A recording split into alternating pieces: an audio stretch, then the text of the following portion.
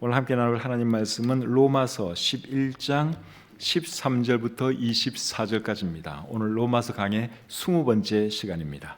내가 이방인인 너에게 말하노라. 내가 이방인의 사도인 만큼 내 직분을 영광스럽게 여기노니 이는 혹 내 골육을 아무쪼록 시기하게 하여 그들 중에서 얼마를 구원하려 함이라. 그들을 버리는 것이 세상의 화목이 되거든 그 받아들이는 것이 죽은 자 가운데서 살아나는 것이 아니면 무엇이리요? 제사하는 처음 익은 곡식가루가 거룩한즉 떡덩이도 그러하고 뿌리가 거룩한즉 가지도 그러하니라. 또한 가지 얼마가 꺾이었는데 돌 감람나무인 내가 그들 중에 접붙임이 되어 참 감람나무 뿌리의 진액을 함께 받는 자가 되었은즉 그 가지들을 향하여 자랑하지 말라. 자랑할지라도 내가 뿌리를 보존하는 것이 아니요 뿌리가 너를 보존하는 것이니라. 그러면 내 말이 가지들이 꺾인 것은 나로 접붙임을 받게 하려 함이라 하리니 옳도다. 그들은 믿지 아니함으로 꺾이고 너는 믿음으로 섰느니라. 높은 마음을 품지 말고 도리어 두려워하라. 하나님이 원 가지들도 아끼지 아니하셨은즉 너도 아끼지 아니하시리라. 그러므로 하나님의 인자하심과 준엄하심을 보라.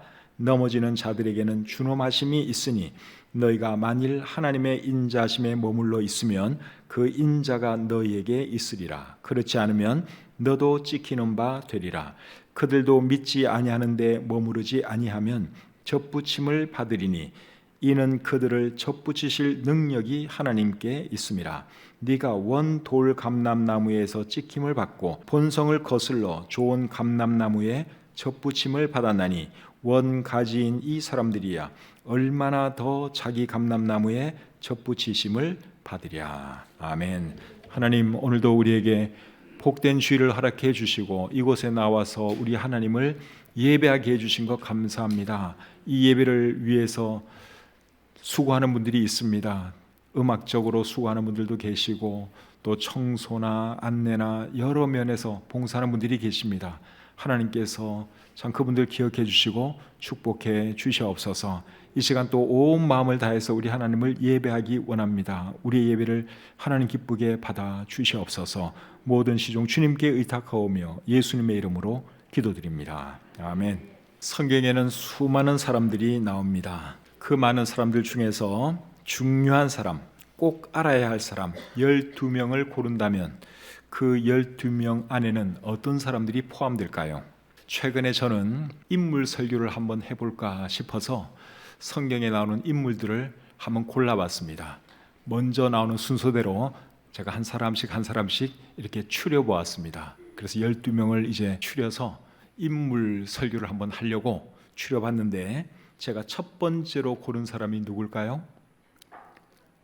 누구 같아요? 틀렸어요. 아브라함 아니에요. 아담입니다. 아담을 우리가 빼놓을 수가 없죠. 인류 최초의 인간이고 아담 때문에 죄가 이 세상에 들어왔기 때문에 성경에서 제일 중요한 인물 12사람을 고르라 그러면 일단 아담을 한번 다루어야 하지요. 그 다음에 두 번째로 제가 뽑은 사람은 노아입니다. 노아는 물로 하나님께서 이 세상을 심판하실 때 살아남은 그 가정의 가장이죠.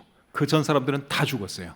그래서 노아와 노아의 가족으로부터 새로운 인류가 이제 다시 시작되었기 때문에 노아도 굉장히 중요한 사람입니다. 세 번째로 뽑은 사람이 아브라함이에요.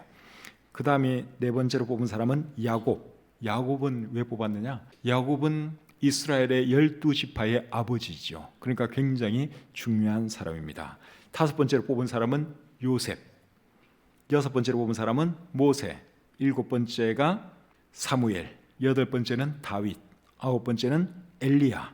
그리고 열 번째가 침례 요한. 11번째는 사도 베드로. 12번째가 사도 바울입니다. 제 나름대로 12사람을 추려서 이제 설교를 한번 할 것 같으면 어떤 사람들을 내가 다뤄야 될까 생각하다가 생각난 사람들이 지금 방금 말씀드린 이 12사람입니다. 신약 성경에 나오는 사람 중에 제일 먼저 나온 사람이 침례 요한이죠. 12사람 중에서 9명은 구약시대 사람이고 3사람은 신약시대 사람이에요. 신약시대 사람 중에서 제일 먼저 제가 뽑은 사람은 침례 요한인데 침례 요한이 중요한 이유는 침례 요한은 예수님께서 오실 길을 예비한 사람이고 예수님을 세상에 처음으로 공식적으로 소개한 사람이기 때문에 침례 요한은 대단히 중요한 사람입니다. 사도 베드로도 굉장히 중요한 사람이죠. 유대인들과 사마리아 사람들과 이방 사람들에게 복음을 공식적으로 제일 먼저 전한 사람이 사도 베드로입니다. 그리고 사도 바울이 중요한 이유는 복음이 온 세상으로 전파되는데 가장 크게 기여한 사람이기 때문에 사도 바울도 대단히 중요하죠. 오늘 읽은 이 본문은 사도 바울이 이방인 그리스도인들에게 주시는 말씀입니다. 오늘 이 본문을 통해서 우리가 어떤 것들을 배울 수 있는지 함께 생각해 보기를 원합니다. 크게 네 가지를 배울 수 있습니다. 첫 번째로 오늘 이 본문을 통해서 배울 수 있는 것은 로마서의 수신자들 중에는 이방 사람들이 많이 있었다 하는 것을 배울 수 있습니다. 13절 보겠습니다. 내가 이방인인 너희에게 말하노라. 사도 바울이 누구에게 말한다고 말하고 있어요? 이방인인 너희에게 말한다, 그렇게 말씀을 하고 있죠. 로마서의 수신자에 대해서 로마서 1장 7절은 이렇게 말씀을 하고 있습니다. 로마에서 하나님의 사랑하심을 받고 성도로 부르심을 받은 모든 자에게 하나님 우리 아버지와 주 예수 그리스도로부터 은혜와 평강이 있기를 원하노라. 방금 읽은 이 말씀에 의하면 로마서의 수신자는 누굽니까? 로마에서 하나님의 사랑하심을 받고 성도로 부르심을 받은 모든 자라고 말씀하고 있죠. 근데 그들 중에는 이방 사람도 있었고 유대인도 있었습니다. 로마서 2장 7절을 보면 유대인들이 그 가운데 있는 것을 알 수 있습니다. 로마서 2장 17절. 유대인이라 불리는 내가 율법을 의지하며 하나님을 자랑하며. 여기 보면 유대인들에게 사도 바울이 어떤 말씀을 하고 있죠. 그래서 로마서의 수신자들 중에는 유대인들도 있었고, 그리고 오늘 본문 말씀에 의하면 이방인들도 있은 것을 알 수 있죠. 근데 오늘 읽은 이 본문은 특별히 이방인 그리스도인들에게 주시는 말씀입니다. 두 번째로 본문을 통해서 우리가 뭘 배우시는가 하면 바울은 이방인들을 위한 사도였고 자신의 직분을 영광스럽게 생각하고 있었다 하는 것을 우리가 배울 수 있습니다. 13절 중간을 보겠습니다.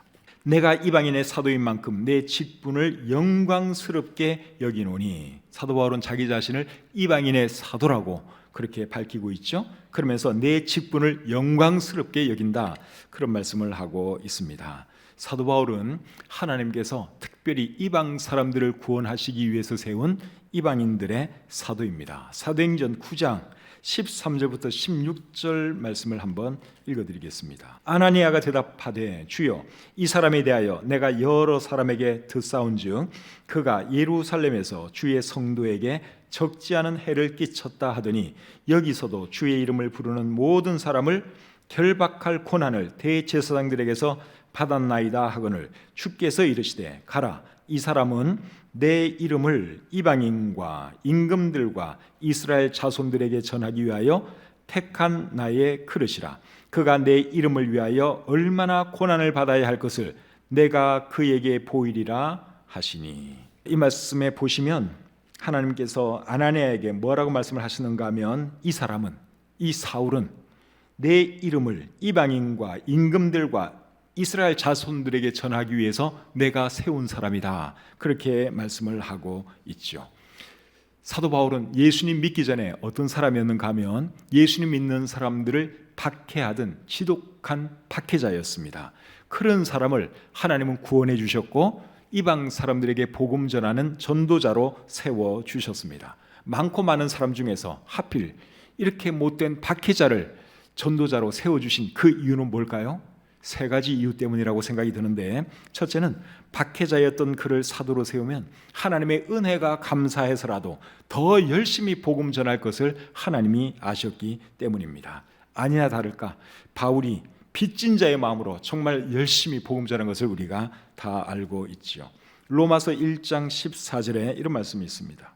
헬라인이나 야만인이나 지혜 있는 자나 어리석은 자에게 다 내가 빚진 자라. 사도 바울은 빚진 자의 마음으로 복음을 전했습니다. 빚진 자의 마음은 어떻습니까? 그거 안 하면 안 되는 거예요. 빚은 뭐 갚아도 되고 안 갚아도 되고, 그게 아니라 빚진 사람은 그 반드시 갚아야 합니다. 굉장한 부담감이 있습니다. 복음에 대해서 사도 바울은 그런 마음을 가지고 복음을 전했다고 고백하고 있습니다.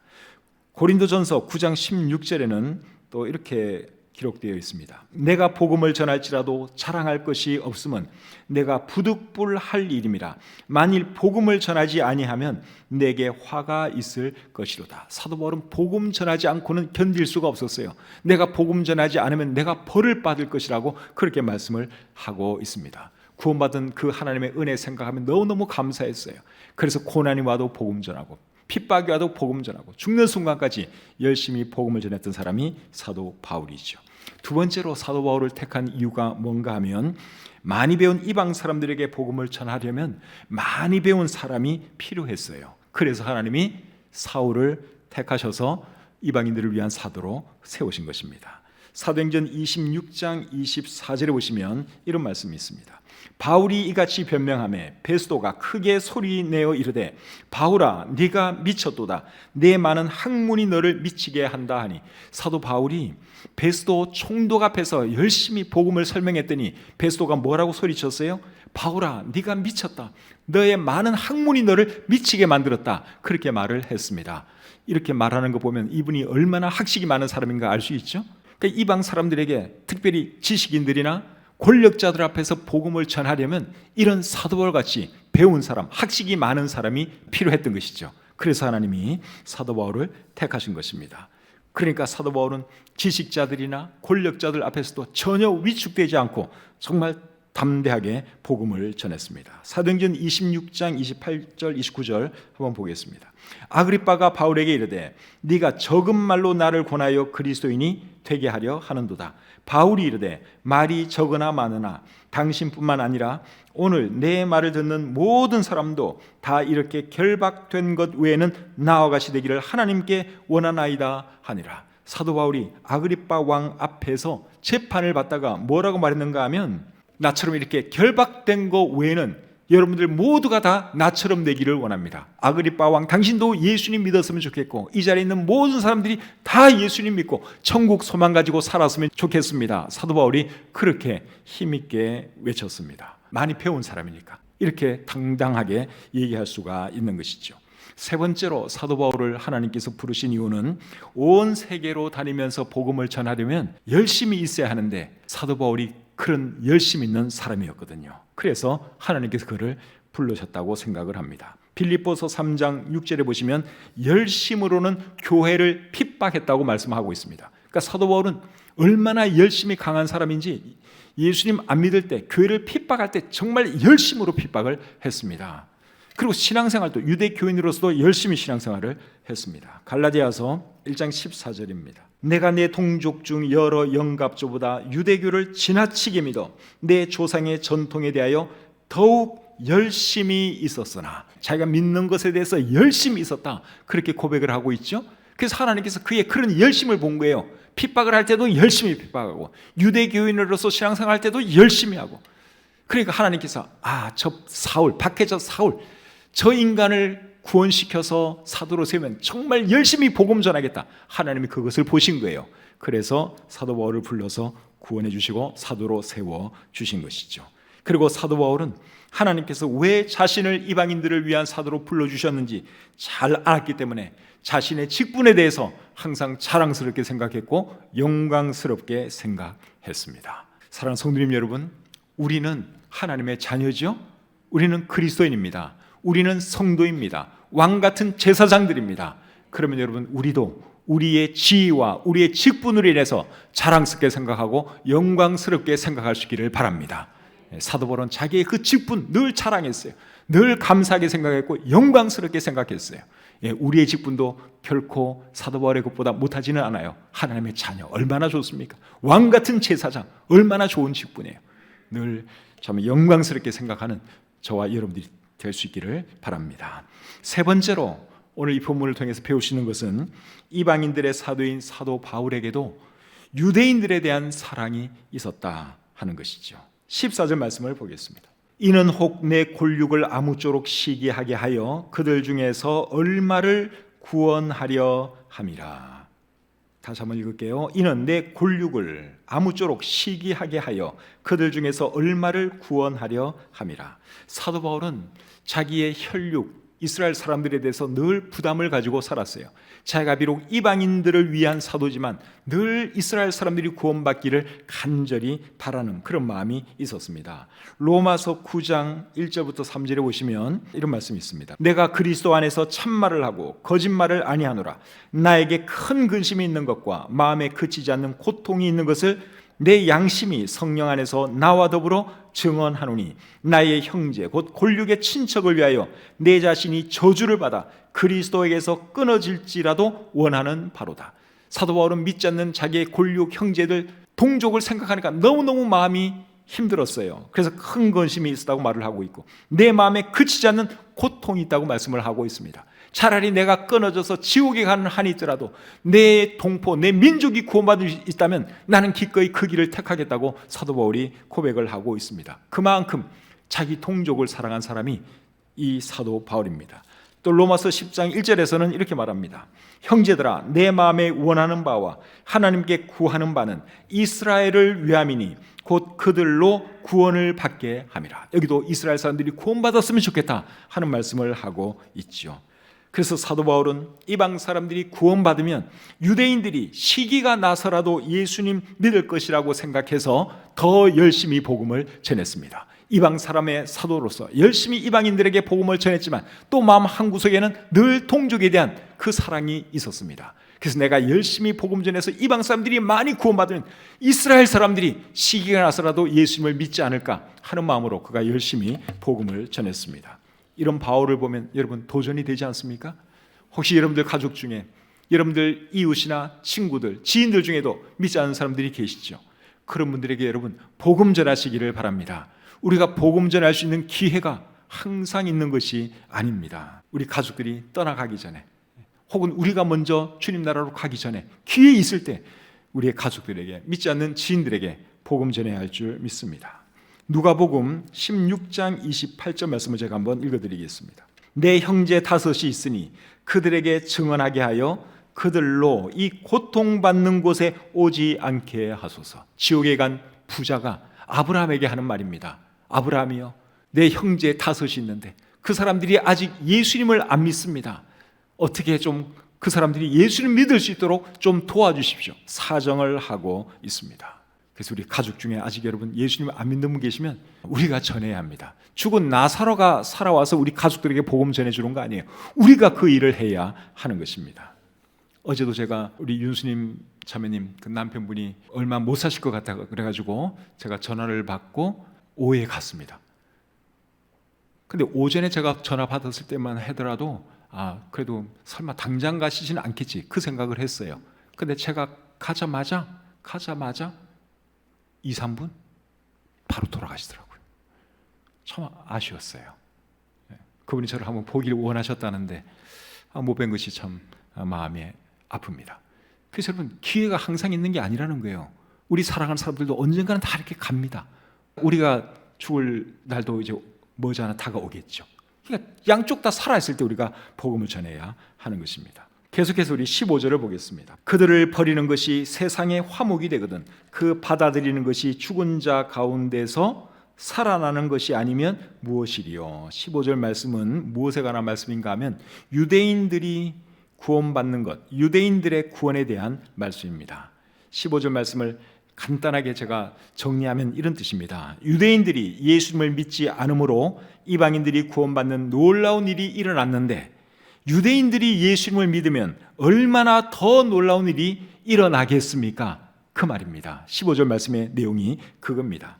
15절 끝에 보면 죽은 자 가운데서 살아나는 것이 아니면 무엇이리요? 이런 말이 나오는데 이 말의 의미는 죽은 자가 살아난 것처럼 기쁜 일이 아니겠습니까? 그 말이에요. 유대인들이 예수님 안 믿었기 때문에 결국 이방 사람들이 구원받게 되었는데 예수님을 유대인들이 믿게 되면 얼마나 더 좋은 일이 일어나겠습니까? 마치 죽은 자가 살아난 것 같은 그런 기쁨이 있지 않겠습니까? 그런 말을 사도 바울이 하고 있습니다. 그리고 사도 바울은 그런 일이 실제로 일어날 것을 내다보고 있었습니다. 16절 말씀을 보겠습니다. 16절 제사하는 처음 익은 곡식가루가 거룩한 즉 떡덩이도 그러하고 뿌리가 거룩한 즉 가지도 그러하니라. 뿌리가 거룩한 즉 가지도 그러하다 하는 말씀을 하고 있는데, 이 말씀의 의미는 유대인들의 조상이 하나님의 거룩한 백성이기 때문에 그들의 후손인 유대인들도 거룩한 하나님의 백성이다, 그 말입니다. 그리고 제사하는 처음 익은 곡식가루가 거룩한즉 떡덩이도 거룩하다, 그런 말을 하고 있는데, 이 말도 역시 같은 의미예요. 처음 익은 곡식가루는 유대인들의 조상을 의미하는 것이고 떡덩이는 모든 유대인들을 의미하는 것입니다. 그래서 16절 말씀의 핵심은 뭔가 하면 유대인들은 여전히 하나님의 거룩한 백성이라는 것입니다. 그렇기 때문에 하나님께서 유대인들을 버리지 않고 구원해 주실 것이다 하는 것이 16절 말씀의 내용이에요. 언제 그런 일이 일어납니까? 거기에 대해서는 로마서 11장 25절부터 27절에 나옵니다. 한번 보겠습니다. 로마서 11장 25절부터 형제들아, 너희가 스스로 지혜 있다 하면서 이 신비를 너희가 모르기를 내가 원하지 아니하노니, 이 신비는 이방인의 충만한 수가 들어오기까지 이스라엘의 더러는 우둔하게 된 것이라. 그리하여 온 이스라엘이 구원을 받으리라. 기록된 바 구원자가 시온에서 오사 야곱에게서 경건하지 않은 것을 돌이키시겠고 내가 그들의 죄를 없이 할 때에 그들에게 이루어질 내 언약이 이것이라 함과 같으니라. 자, 여기 보시면 온 이스라엘이 구원받을 것을 말씀을 하고 있죠. 이스라엘이 민족적으로 국가적으로 구원받을 것이라는 말씀인데, 언제 그런 일이 일어난다 그랬습니까?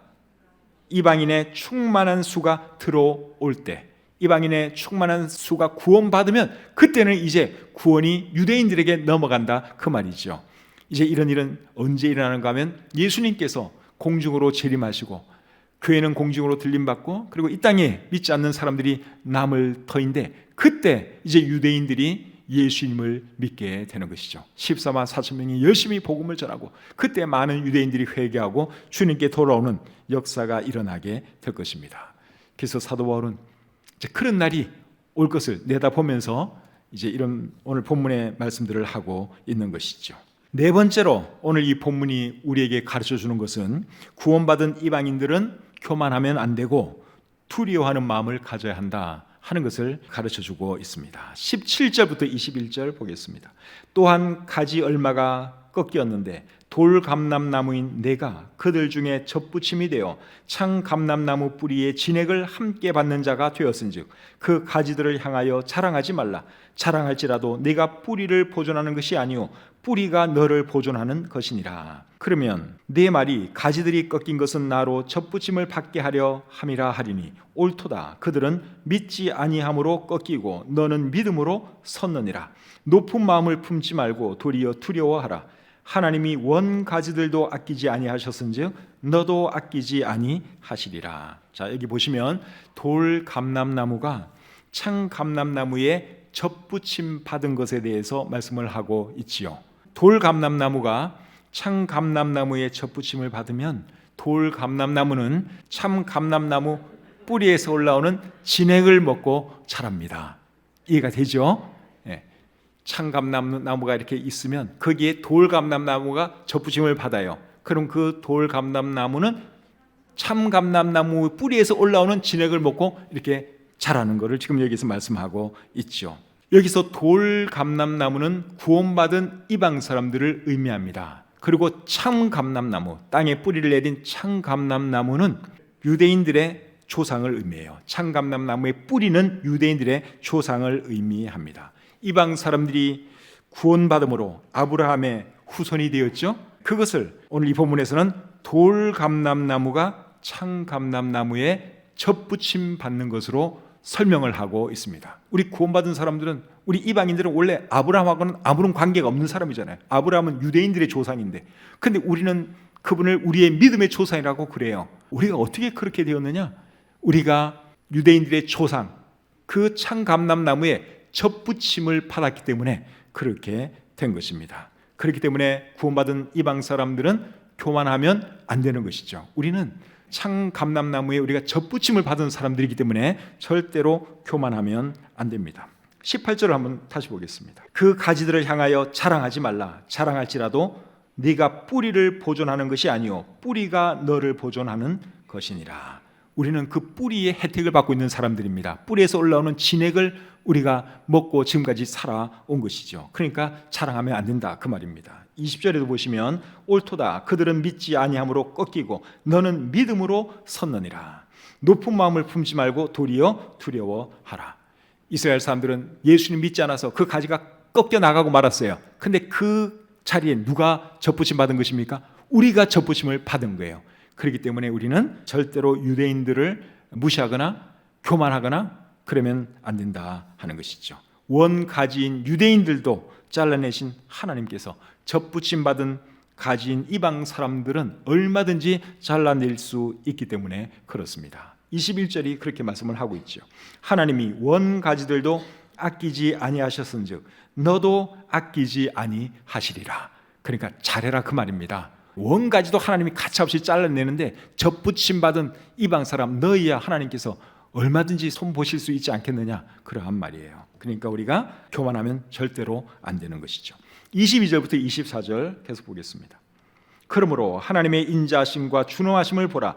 넘어지는 자들에게는 준엄하심이 있으니 너희가 만일 하나님의 인자하심에 머물러 있으면 그 인자가 너희에게 있으리라. 그렇지 않으면 너도 찍히는 바 되리라. 그들도 믿지 아니하는데 머무르지 아니하면 접붙임을 받으리니 이는 그들을 접붙이실 능력이 하나님께 있음이라. 네가 원 돌 감람나무에서 찍힘을 받고 본성을 거슬러 좋은 감람나무의 접붙임을 받았으니 원 가지인 이 사람들이야 얼마나 더 자기 감람나무의 접붙이심을 받으랴.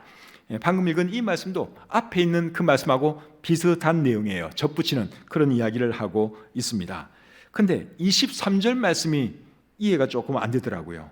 23절 말씀, 그들도 믿지 아니하는데 머무르지 아니하면 접붙임을 받으리니 이는 그들을 접붙이실 능력이 하나님께 있습니다. 여기 그들은 이스라엘 사람, 유대인들을 말하는 겁니다. 근데 23절 말씀이 이게 왜 어렵게 느껴지는가 하면요, 부정사가 두 번 나와서 그래요. 23절을 잘 보시면 아니라고 하는 말이 두 번 나와요. 다시 한번 볼래요?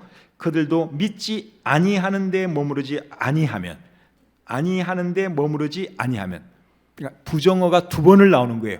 그러니까 이게 말이 막 꼬이는 거죠. 여기서 말하는 믿지 아니하는데 머무르지 아니하면, 이 말은 불신에 머무르지 아니하면 그 뜻이에요. 그러니까 유대인들이 불신에 머무르지 아니하면, 다시 말하면 즉 예수님을 믿으면 그 말이에요. 예수님을 믿으면 접붙임을 받을 것이다. 그 말씀을 하고 있는 것이죠. 그리고 24절 말씀해 보시면 본성을 거슬러 하는 말이 나와요. 24절 보겠습니다. 네가 원돌 감람나무에서 찍힘을 받고 본성을 거슬러 좋은 감람나무에 접붙임을 받았으니. 자, 여기 보면 본성을 거슬러 하는 말이 나오는데 이 말이 또 무슨 말인가 여러분들이 잘 모를 수 있습니다. 제가 설명을 해드릴게요. 나무를 접붙일 때는 안 좋은 나무에 좋은 나무를 접붙이는 거예요. 그러면 거기서 좋은 열매가 나옵니다. 접붙임 받은 좋은 나무 가지에서 좋은 열매가 나오는 거예요. 예를 들어서 개복숭아. 지난번에 우리 밤따러 신학교 간 사람들은 우리 박상봉 목사님한테 그 백도를 어떻게 만드는지 우리가 들었어요. 예를 들어서 자, 개복숭아 나무에 백도 가지를 접붙이면 뭐가 나와요? 백도가 나오는 거예요. 개복숭아 나무에다가 백도 가지를 접붙이면 백도가 나오고, 황도 가지를 접붙이면 황도가 나오고, 천도복숭아 가지를 접붙이면 천도가 나오는 거예요. 사과도 그렇고 배도 그렇고 감도 그렇답니다. 저는 이런 거 몰랐어요. 뭐 내가 농사를 지어봤어야지. 시골에서 그런 거 본 적도 없고.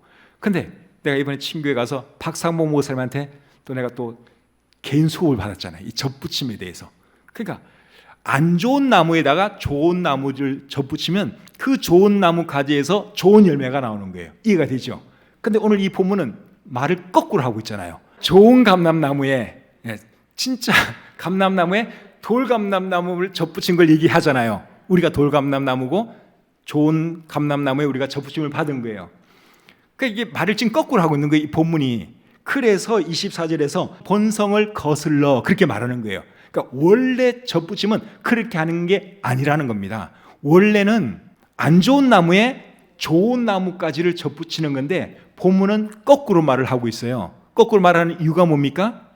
우리 같은 이런 돌 감람나무가 좋은 감람나무의 진액을 받아먹고 우리가 이렇게 되었다. 그거 말하기 위해서 본문은 그렇게 말을 하는 거예요. 이제 이해가 되셨죠? 여기서 말하는 것은 그 생명을 우리가 얻어먹고 살았다 그 말이고, 실제로 농사 질 때는 역으로 해야 되는 거예요. 그러면 이제 좋은 열매가 맺히는 것입니다. 그래서 오늘 이 본문이 강조하는 것은 접붙임 받은 나무는 원나무에서 올라오는 진액을 먹고 자란다 그 말이에요. 그와 마찬가지로 구원받은 이방인들은 유대인들의 은혜를 입었다. 그것이 오늘 이 본문이 우리에게 강조하는 내용이에요. 우리가 이방인들이 어떻게 유대인들로부터 은혜를 입었습니까? 성경을 기록하고 보존한 사람들이 다 누구예요? 유대인들입니다. 그리고 예수님도 유대인으로 이 땅에 오셨죠. 예수님의 12제자 다 유대인이에요. 이방인들의 사도인 사도 바울도 유대인입니다.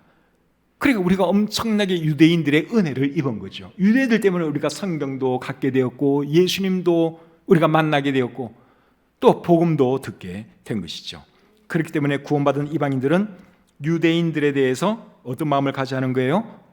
고마워하는 마음을 가져야 하는 것이죠. 나라도 복을 받으려면 유대인들에 대해서 잘해줘야 합니다.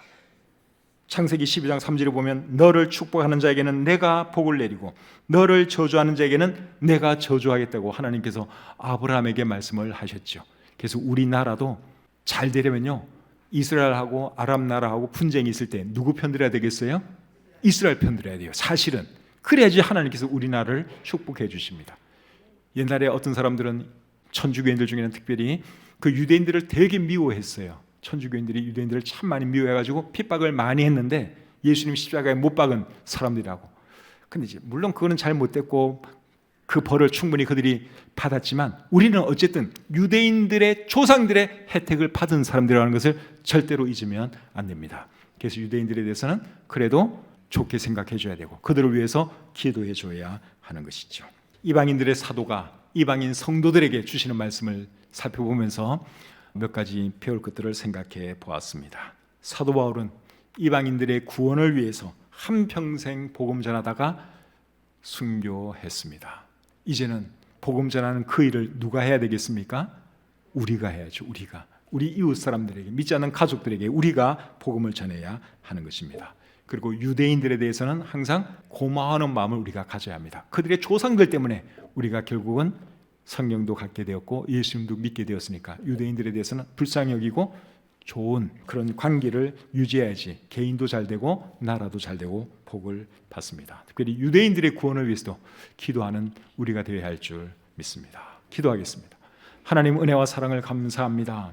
부족한 종이 둔한 입술로 하나님 말씀 전했습니다. 잘 이해되도록 도와주시고 또 사도 바울이 이방인들의 사도로서 열심히 복음 전한 것처럼 우리도 복음 전하며 살아가게 해 주시옵소서. 우리 중에 아직 예수님 알지 못하는 분 계시면 꼭 예수님 믿고 구원받도록 도와주시고 믿지 않는 우리 가족들, 친척들, 친구들에게 참 때를 얻든지 못 얻든지 말씀 전할 수 있는 저희들 되게 해 주시옵소서. 감사드리며 예수님의 이름으로 기도드립니다. 아멘.